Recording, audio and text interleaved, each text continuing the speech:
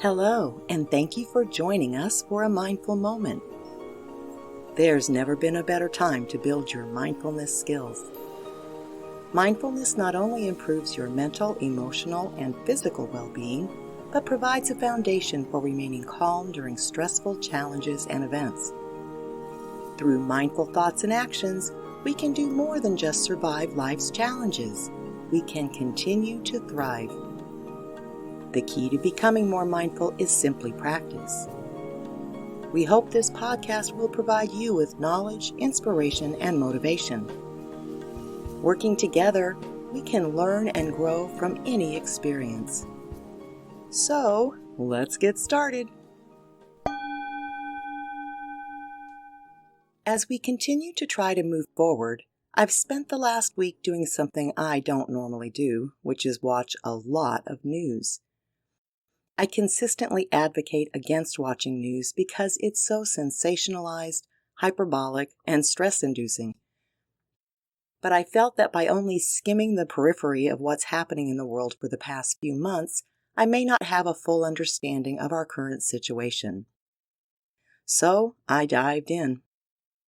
I watched a variety of sources from MSNBC, ABC, CNN, Fox News, Axios, and local coverage. At the end of my news binge, I felt sad, scared, worried, and angry. It took me days to work myself out of a funk, so again, I urge you not to watch too much news. Here's my take now from my voyage into darkness. In the U.S., we're in trouble. I listen to politicians, analysts, scientists, and doctors. Unfortunately, I had to discard the information from most politicians. But boy, did I get a stark and blatant reminder that our political system is utterly broken. As for the other experts, it appears we're going to be living like we are now for quite some time, perhaps a year or two of various stages of restrictions or partial shutdowns related to the pandemic. Since I'm already tired of it, as I'm sure many of you are, that's pretty distressing to really accept. But regarding the pandemic, there is at least an end in sight. At some point, it will be one of our regular viruses like the flu, and it won't cause all of this chaos. Someday. News on 3 other fronts are what generated true fear for me. First, the economic impacts of this are tremendous and are nothing less than devastating for millions of people. Recovery on this front will not end in a year or two. It could take decades to bounce back. The second point of fear for me are signs that our very democracy in the U.S. appears to be at risk, which, despite my lack of respect for most politicians, is a very frightening concept at a deeply personal level, which surprised me. I am not very political and haven't had much faith in our system for years. The pandemic has only deepened those misgivings, so I thought I would be somewhat apathetic. But in watching the federal private forces tear-gassing veterans and mothers peacefully protesting, the undermining of our postal service that could very well negatively influence the upcoming elections, the continuous attacks on facts as fake news, increased hostility between state and federal governments, and the incredible lack of understanding of this country's systemic racism, I felt fear not just for myself, but for everyone who is at any disadvantage in this country. I also felt saddened to think of our potential versus where we are. Finally, our lack of effective leadership and accurate or trustworthy information is alarming and generated feelings of helplessness and frustration. I even felt alone somehow, since it's clear no one's going to rescue me, if that makes sense. So, now that I've gone all dark on you, let's relax and take a breath. I think it's important to do our best to understand the facts at hand so that we can make informed decisions that will best serve ourselves and others. As I sat in a puddle of fear for a couple of days, I didn't resist the feelings, which is an excellent practice in strengthening mindfulness skills. I literally sat with them. Fear is quite uncomfortable. My heart raced all day and night, my stomach was upset, I kept catching myself clenching my teeth, and I frequently noticed that as feelings of hopelessness would arise, my head hurt and my eyes tightened. I also kept catching myself wishing the feelings would go away. I would then take several deep breaths and focus on accepting that the feelings would go away when they were ready to, and in the meantime, I would experience discomfort. I was unable to do any real work for about 3 days. I couldn't write. I couldn't even do mundane work tasks. My brain was in fight or flight mode, and it was impossible to access my creativity or my wisdom or my planning functions. That brings us right back to the topic at hand for the past few months. We're in a fearful situation, but if we can't learn to manage that fear, we also can't move forward. There are a few things we can do to get fear under better control. First is to recognize that you feel fear. It frequently manifests as anger, so if you catch yourself being mad, take a pause and look at those feelings. It's fear.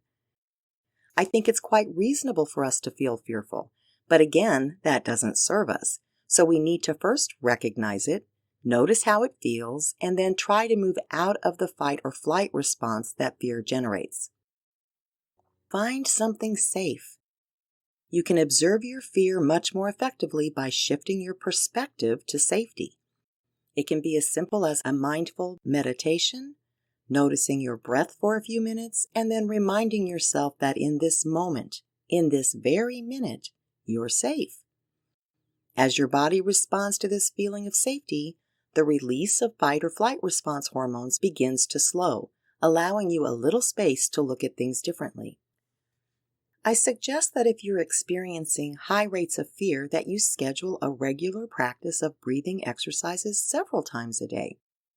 We've done the inhale and hold for a count of 4 and exhale breathing many times on this podcast, as well as 4-7-8 breathing.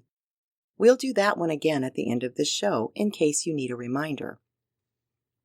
One of the most important steps in dealing with fear is to acknowledge that our old friend, uncertainty, is at the heart of a lot of it.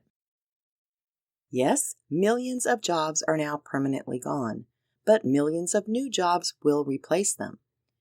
We don't know how or even what, but change will occur and we'll adapt. As we approach 19 million COVID-19 cases across the world, uncertainty about how long this condition will last are sure to arise, along with the corresponding fear and impatience. Remember that focusing on what we can control helps minimize the stress of uncertainty, so do what you can control to help. Wear a mask, wash your hands, stay physically distanced. It sounds so strange to have to keep repeating that, but observing the number of people not doing it tells us we haven't repeated it enough. I also just saw that people are becoming sick and even dying from drinking hand sanitizer. Please don't listen to anyone on how to take care of yourself during this pandemic except for legitimate scientists and doctors. I won't be delving into the news cycle again for quite a while, and I encourage you to avoid it as much as possible. The mental, emotional, and physical impact it had on me was shocking. At the same time, it did give me an opportunity, or perhaps even a test, on being uncomfortable. It's awful, but I can honestly say that accepting it and observing it helped dissipate the discomfort over time, and I think that's a much healthier response to fear than trying to deny it or tamping it down, which both harms our health and ensures that at some point we'll blow when we can't hold it in anymore. Interestingly, we had 3 local earthquakes last week, one of which really jolted my home. Although I couldn't prevent my fight-flight response from kicking off, which it did big time in the form of my heart pounding like crazy and my hands shaking for about 5 minutes afterwards, I think because I was already releasing pent-up fear from all of the bad news I'd absorbed, my mind didn't jump to, now what? Or what next? Or some apocalyptic conclusion about life, as I heard from many other people. I experienced it as a typical event, which it is here in Southern California, and I was really able to focus on my physiological response to it which was actually quite interesting. That's a lot better response than overreacting due to already holding a ton of pent-up fear and stress, believe me. In our last episode, we talked about starting a list of experiences we've enjoyed, or not, during the shutdown, whether work or play. This list of contrasts can really help us identify our values and desires. This week, I encourage you to choose just one item from your list and think of any small steps you can take that move you toward what you want. Remember, focus on what you can control. I mentioned that I have enjoyed slower mornings, so my first baby steps toward making that part of the new me has been to sleep in a little later than normal, sit outside for at least 10 minutes, have my coffee before turning on the computer, and doing a mindful meditation. While that sounds very simple, it was not easy the first few days. My habit of late has been to jump out of bed and hit the ground running. But by slowing down, I am giving myself that space to reflect on my upcoming day, set good intentions for what I want to do, and to start the day off in a relaxed state instead of stressed. That helps me be more patient, more focused, and perhaps most importantly, more resilient throughout my day. That's a huge benefit to my well-being, considering the circumstances we're living with. So, what's a small step you can take today? When stress or fear hijack our brains, we can slow things down and even reverse them through mindfulness meditation. Mindfulness meditation is simply focusing on something with curiosity and without judgment, like our breath. Most people that struggle with sitting quietly for even a few minutes report that their discomfort comes from the endless stream of negative thoughts that seem to rush through their heads, preventing them from focusing on just one thing. The 4-7-8 breathing exercise is an excellent practice in that case, and for anyone who feels too jumpy, hyped up, or stressed to feel confident in just sitting and breathing. The steps are easy. We'll breathe in to a count of 4, hold our breath for a count of 7, and slowly exhale to a count of 8.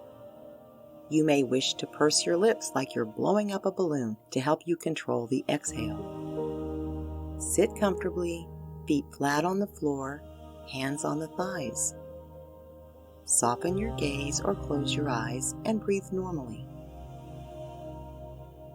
Now we'll begin the 4-7-8. If possible, breathe in through the nose and out through the mouth. In, 2, 3, 4. Hold, 2, 3, 4, 5, 6, 7. Out, 2, 3, 4, 5, 6, 7, 8. In, 2, 3, 4. Hold, 2, 3, 4, 5, 6, 7. Out, 2, 3, 4, 5, 6, 7, 8. In, 2, 3, 4. Hold, 2, 3, 4, 5, 6, 7. Out, 2, 3, 4, 5, 6, 7, 8. Now breathe normally.